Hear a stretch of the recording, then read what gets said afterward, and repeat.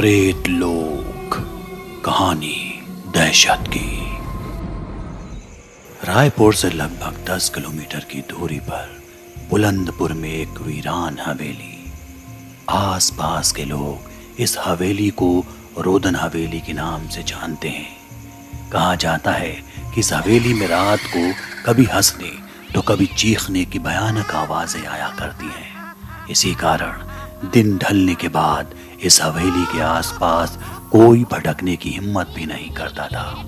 हाँ, लेकिन कभी कभार इस हवेली में एक बूढ़ी महिला भी टहलती हुई लोगों ने देखी।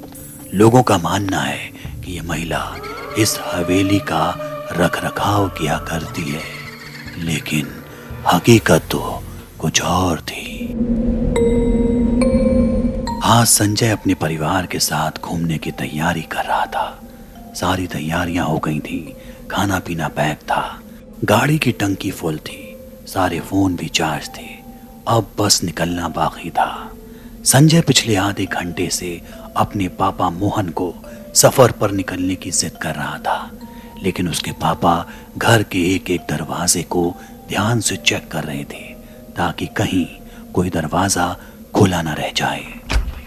करीब आधे घंटे तक यह सिलसिला जारी रहा, जिसके बाद सुबह लगभग 10:30 बजे के करीब संजय, मोहन और उसकी मम्मी सुमन गाड़ी में बैठकर सफर पर निकल पड़ते हैं। खाना पीना, गाड़ी में बजते जोर जोर से गाने और जमकर हंसी मजाक, तीनों खूब मस्ती कर रहे थे।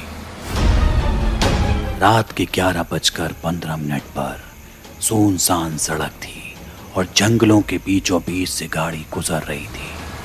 अचानक संजय अपने पापा से पूछता है, पापा क्या हम सही जा रहे हैं? क्योंकि मैप में तो ये रास्ता है ही नहीं और अब तक तो हमें सुजानपुर पहुंच जाना चाहिए था। मोहन थोड़ी देर कुछ सोचने के बाद जवाब देता है, बेटा शायद हम रास्ता भटक चुके हैं। हम इतनी देर से सफर कर रहे हैं लेकिन कोई गांव या शहर नहीं आ रहा। लगता है हम गलत सड़क पर आ गए हैं। गाड़ी में पेट्रोल भी खत्म हो रहा है। थोड़ी देर तक पूरे कार में यूं ही सन्नाटा रहा। कुछ देर बाद मोहन फिर गाड़ी से यू टर्न लेता है। इस पर सुमन तपाक से बोलती है, अरे अरे अरे कहाँ जा रहे हो? उल्टा गाड़ी क्यों मोड़ ली? इस पर मोहन जवाब देता है, सुमन हम रास्ता भटक चुके हैं। रात भी बहुत हो गई है, पेट्रोल भी कम है, अंधेरे के कारण आगे कुछ दिखाई नहीं पड़ रहा है। मैंने करीब 2 किलोमीटर पहले एक ढाबा देखा था, वहां आज रात रुक जाते हैं, कल फिर से अपने सफर की शुरुआत करते हैं।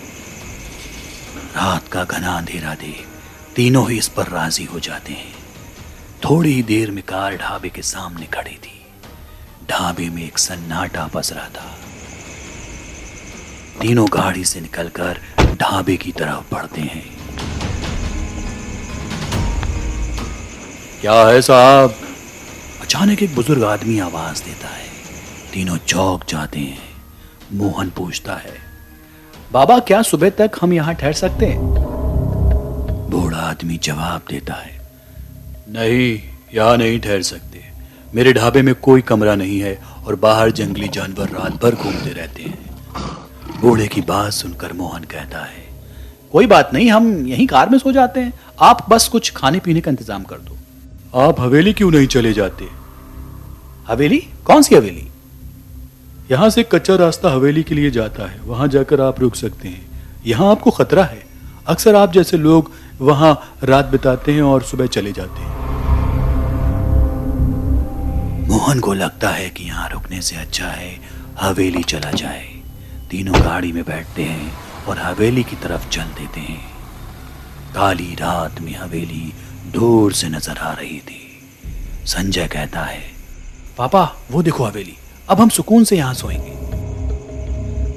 हवेली के बाहर कुछ देर दरवाजा खटखटाने के बाद अंदर से एक बूढ़ी महिला लड़खड़ाते कदमों से बाहर आती है और गुस्साते हुए कहती है, अरे ये गाड़ी की लाइट बंद करो।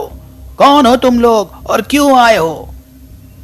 इस पर मोहन कहता है, माफ कीजिएगा अम्मा, हमें रात यहाँ रुकने के लिए कुछ जगह चाहिए। इस पर बूढ़ी महिला कहती है, इस हवेली में मुफ्त में नहीं रहने मिलेगा, इसके लिए तुम्हें कुछ कीमत चुकानी होगी। मोहन ये सुनकर तपाक से बोलता है, हाँ हाँ अम्मा मैं राजी हूँ, बताइए क्या कीमत है, मैं अभी दे देता हूँ। बूढ़ी महिला चेहरे पर मुस्कान के साथ हल्की आवाज में दोहराती है, कीमत चुकानी पड़ेगी, सोच लो। मोहन थोड़ा झिझकता है, लेकिन इतनी घनी रात में बामुश्किल एक ठीक ठाक रहने की जगह मिलने के चलते राजी हो जाता है। बूढ़ी महिला उन्हें अंदर बुलाती है और 3 अलग अलग कमरे दिखाती है। इस पर मोहन बोलता है, अम्मा 3 कमरे की जरूरत नहीं है, हम एक ही में सो जाएंगे। इस पर बूढ़ी महिला बोलती है कि अगर हवेली में रहना है तो अलग अलग कमरों में सोना होगा। इस हवेली का नियम है कि परिवार के सदस्य एक साथ नहीं रह सकते। मोहन का बेटा संजय भले ही थोड़ा डरा हुआ था, लेकिन इस शर्त को मान लेता है, जबकि उसकी मां सुमन अभी भी संकोच में होती है। जैसे तैसे सब अपने अपने कमरे में जाकर सोने लगते हैं। देर रात अचानक सुमन की नींद खुलती है। वो संजय के कमरे में उसे देखने जाती है, लेकिन दरवाजे पर ठहर जाती है, क्योंकि कमरे में संजय के किसी बच्चे से बात करने की आवाजें आ रही थी। जैसे ही सुमन दरवाजा खोलती है, देखती है कि संजय वहां से गायब था। ये देख वो जोर जोर से चिल्लाती है। सुमन की आवाज सुनकर मोहन भी तुरंत वहां पहुंचता है और दोनों संजय को ढूंढना शुरू कर देते हैं। कुछ देर बाद उन्हें फिर संजय की आवाज सुनाई देती है, जैसे वो किसी से बात कर रहा हो। ये आवाज एक पुराने बड़े से बरगद के पेड़ से आ रही थी। मोहन और सुमन पेड़ की तरफ भागते हैं और वहां का मंजर देखकर उनके रोंगटे खड़े हो जाते हैं। पीपल के पेड़ पर वही बूढ़ी औरत चुड़ैल की शक्ल में बैठी थी। उसके बाल और पैर जमीन से छू रहे थे। लंबे लंबे दांत और आंखें नीचे की ओर लटकती हुई। संजय के बगल में एक सिर कटा बच्चा बैठा था, जो लगातार अपने पैर हिला रहा था और हंस रहा था। सुमन की उसे देखकर चीख निकल गई। मेरे बेटे को छोड़ दो, उसे कुछ मत करना, बताओ तुम क्या चाहती हो। ये सुनकर चुड़ैल कहती है, तुमने यहाँ रुकने से पहले मुझसे इसकी कीमत चुकाने का वादा किया था। यहाँ ठहरने वाला हर शख्स कीमत चुकाता है, तुम भी चुकाओगे। मेरी कीमत है खून, तुम सबका खून। मोहन कहता है, ऐसा नहीं हो सकता, अगर तुम्हें कुछ और चाहिए तो बताओ। चुड़ैल अपनी चीखती हुई आवाज में कहती है, तो क्या मुझे देगा, मेरे पास सब कुछ है। याद है मैंने तुम्हें हवेली के नियम के बारे में बताया था। यहाँ कोई भी परिवार का सदस्य साथ नहीं रह सकता। तुम लोगों की तरह एक रात गाड़ी से एक परिवार आया था। मैंने और मेरे पति ने उन भटके हुए लोगों को सहारा दिया, लेकिन बदले में क्या मिला? मुझे, मेरे पति और मेरे बच्चे को उन लोगों ने रात में तड़पा तड़पा के मार डाला और हमारी लाशें उन्हीं कमरों में दफन कर दी जिसमें तुम लोग ठहरे थे। वो मेरा सब कुछ लूट कर चले गए। जो इस हवेली में आएगा उसे कीमत चुकानी होगी। अब इस हवेली की हर जगह लाशें ही लाशें दफन हैं। वहां मोहन अपने बेटे को छोड़ देने की गुहार चुड़ैल से लगा रहा था। इधर ढाबे वाला बाबा हवेली पहुंचकर गंगा जल छिड़कना शुरू कर देता है और बरगद के पेड़ की तरफ बढ़ता है। बाबा मोहन से कहता है कि पीछे हटो और गंगा जल का लोटा बरगद के पेड़ पर फेंक देता है। चुड़ैल और सिर कटा बच्चा चीखते हुए जमीन पर आ गिर पड़ते हैं और देखते ही देखते गायब हो जाते हैं।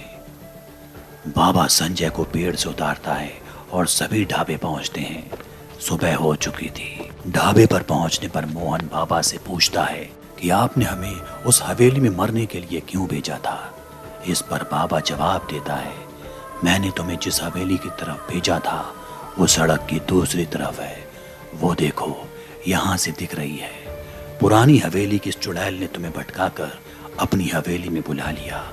तुम खुशकिस्मत हो कि मैंने तुम्हारी पत्नी की चीख सुन ली और मौके पर पहुंच गया, वरना उस हवेली से आज तक कोई वापस नहीं आया।